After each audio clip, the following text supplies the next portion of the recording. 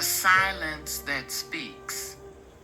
When the ego won't hush and the creator won't shout. Ever try to just sit still? I mean, really sit your behind glued to a porch bench, hands empty, phone tucked somewhere it can't holler at you, and your mind decides that's the perfect moment to throw a Mardi Gras parade in your skull. Lord, it don't matter how quiet the world gets. You could be out in the bayou, cicadas humming a sweet jazz tune, catfish leaping like they own the river, even frogs trying to start a choir. And the second you pause, your brain cranks into overdrive. Remember that thing you said in third grade? Oh, and let's replay middle school too. 'Cause why waste perfectly good humiliation? That ain't just thoughts. Nah, that's ego. Strutting around like it just won Best in Show, puffed up thinking it runs the universe. Ego hates stillness like some folks hate hearing the word diet at a gumbo festival. Silence makes it twitch like a cat in a room full of cucumbers, and it never stops, not for a second. Doesn't care if you're tired, sick, hiding under a blanket. Ego will lecture, gossip, panic, and throw imaginary tantrums all at once. It's got stamina, I tell you. An elder once said, child, the heart don't speak, it listens. It's either ego or the creator talking, but never the heart. That hit me harder than mama's cast iron skillet when I forgot Sunday dinner. Every time your chest tightens, your stomach flips, your mind races, that ain't the creator. That's ego doing open mic night at the wrong club. The creator whispers. Sometimes he don't even bother with words, just sits back, maybe fanning himself with a palm leaf, thinking, I'll wait till you hush, sugar. I've got all night. Take Etienne, the fiddler from Treme. Lord, that boy could not keep it down to save his soul. Porch, street corner, market, even the outhouse he played everywhere. Mama used to beg, boy, can't you hush for one meal? Let a woman eat her gumbo in peace. Etienne, silence was evil. Music was medicine. Music was gospel. Music was life itself. Sometimes I swear he hummed in his sleep. I woke once thinking there was a jazz funeral in my bedroom. And like Etienne, we all fiddle with our thoughts gossiping, replaying old arguments, imagining 1,000 what-ifs, scrolling social media like it's sacred scripture.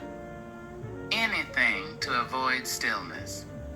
Silence is uncomfortable. It's like staring at yourself in a mirror, realizing all the masks, excuses, and baggage you've been hauling around. And baby, we don't really want to see that. One steamy night, Etienne had the porch to himself. A heron landed, tilted its head, and seemed to say, boy, you play too loud to hear your own heartbeat. Silence, that's the music that carries all songs. Etienne laughed so hard he nearly fell off the porch. Silence, ain't nobody tipping me for playing nothing. And of course he played louder.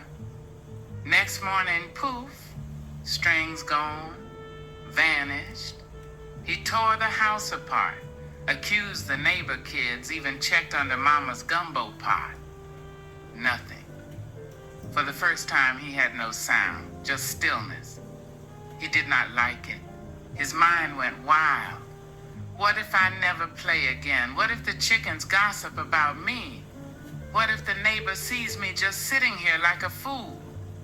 His ego pitched a fit, screaming, stomping, throwing imaginary tantrums. That's us every time we try to sit still. Pause for 1 second, and the mind goes, panic! What's missing? What's wrong? But days went by. No strings, just stillness. Slowly, something miraculous happened. Etienne began to notice things he hadn't before. Cicadas humming in harmony, moss swaying like tiny hands in prayer, even his own breath keeping rhythm like a soft drum. He realized he hadn't been making music, he had been drowning it out, drowning the Creator's song, the one stitched into every leaf, every breeze, every heartbeat. Silence wasn't absence. Silence was a tuning fork for the soul. Once he tuned in, he didn't need strings anymore. He was finally listening. And I swear he grinned like a child discovering hidden pralines in the kitchen. And that's us, ain't it? Constantly fiddling with thoughts, gossiping, replaying old fights, scrolling like our thumbs are the only thing keeping the universe in order. We fill our lives with noise, so we don't have to feel the hush. But silence? That's where the Creator waits. That's where mercy blooms. That's where the real music lives. Silence isn't emptiness. It's a porch swing for the soul. At first it's awkward. You fidget, glance at your phone, think you're wasting time. Then you notice the breeze, the neighbor kids laughing, even your chest loosening like a jar someone finally popped open. That's when the Creator slips in. Quiet as a cat, filling the space with something you can't describe. Don't expect your ego to cheer. Oh no, it will stir nonsense, whisper doubt, make you feel guilty for doing nothing. Ego's that one auntie at the family reunion who critiques everything you wear, cook, and say. But honey, that ego isn't you. It's a loud squatter. Silence is the eviction notice. Once the noise leaves, your heart finally hears. And it isn't words or formulas, it's presence. Pure, sweet presence. Once you taste that, the chatter won't satisfy you again. Put down your fiddle. Hush your mind, sit on the porch of silence, watch the clouds, the way sunlight drapes over Spanish moss. Feel the breeze brushing your cheek. Hear the world breathing. The Creator has been whispering all along. You just need to stop talking long enough to notice. Don't be surprised if the cicadas start looking at you like, finally. It's hard, I know. I've spent nights pacing like a cat on hot tiles, thinking my thoughts were urgent, my worries real. But your mind will always try to out-talk the Creator. Always. Gossip, past regrets, anxiety, shoulds. It will never quit. And yet, if you can sit, hush, and let yourself simply be, you'll start hearing the music of life that's been playing all along. Silence is the porch, the swing, the space between your heartbeat and your next thought.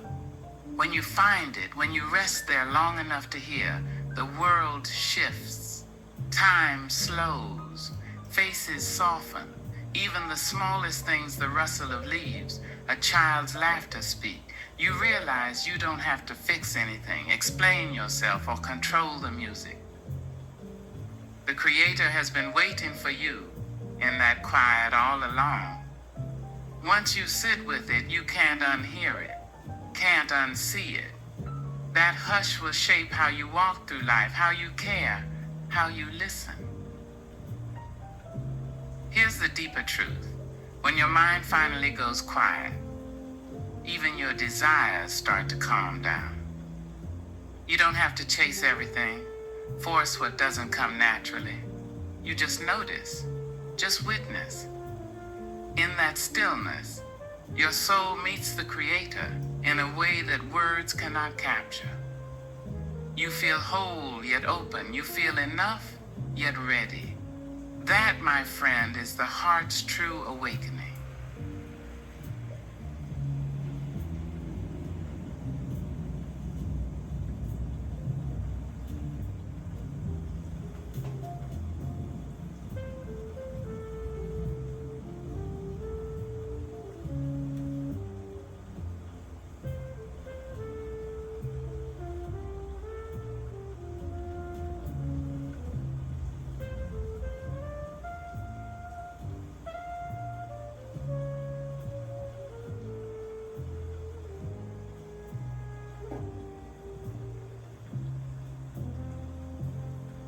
Author's note. Thank you for taking the time to sit with my words. Every reflection I write comes from a place of lived experience, deep listening, and a desire to help others draw closer to the stillness where the Creator's voice can be heard. My hope is that something here has touched your spirit, reminded you of your own quiet porch moments, or helped you feel less alone in your journey.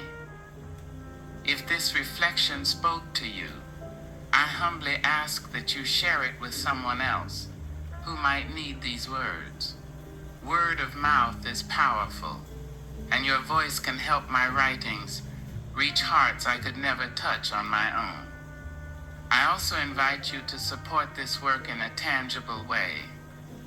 Writing and sharing these reflections is both a calling and a labor of love, and your financial contribution, even the smallest gift, helps me continue creating, publishing, and spreading light through these words. If you feel moved, please consider making a donation to support my journey. With gratitude and peace, Kateb Shunner.